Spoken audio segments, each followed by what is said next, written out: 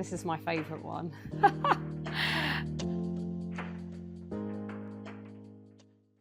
I wouldn't say there's a single moment, but I'd say seeing women rise to the top in kind of male-heavy organisations that I've worked at, financial services firms I'm referring to, has been somewhat refreshing and inspirational. I think I will put it down to one moment where I worked closely with the COO. I supported him at various senior management meetings. And I sat down and I looked around the room, and the women outweighed the men on the senior management team.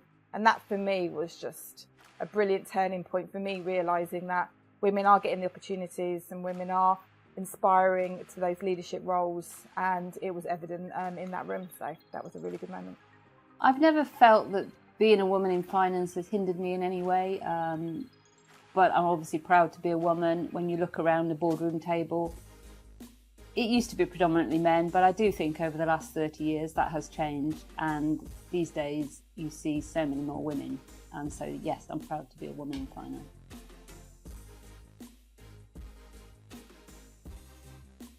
I think I felt truly supported. I am very career-minded, but when I took time out to have 2 children, and then I also, before that, wanted to go travelling the world while I was still young enough to do so, I think my employers supported me in that, and I could easily step back into the role that I left.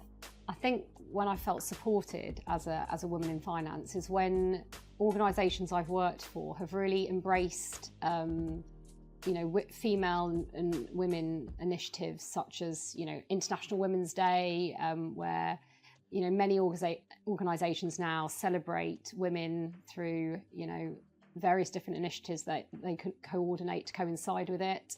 But also there's lots of other initiatives out there.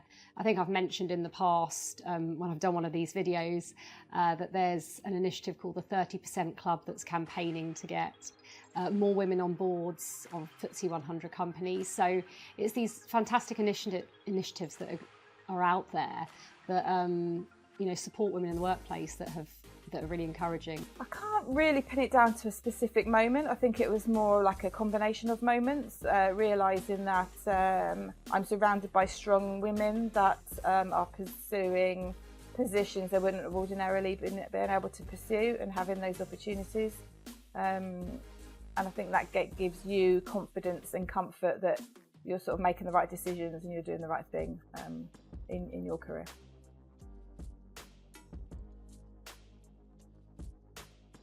I think I just, going on the back of some advice I got given, just say yes to anything. Yes to opportunities, yes to a change in direction, even if it's outside your comfort zone. You never know where it's going to lead. You never know what you're going to learn that's different to what you're currently doing. And that's advice I would probably pass on as well, is just say yes and experience different things. Don't put yourself in a little box, expand your horizons, and yeah, you never know where it's going to lead. I think the advice I would give to anyone starting out is don't feel you have to go to university. If you want to, great, go for it. But just keep things broad. Start at the beginning, work hard, then you will gain the respect of who you work with. And I think that will open up the doors for you. I guess there are three main points here, or 3 main pieces of advice I'd give my younger self. The first would be embrace your femininity and don't pretend to be someone you're not. The second would be don't feel intimidated to speak your mind. You need to be yourself at all times, and this is your superpower, just being you. And the third would be always seek opportunities out of your comfort zone and don't be afraid to take risks.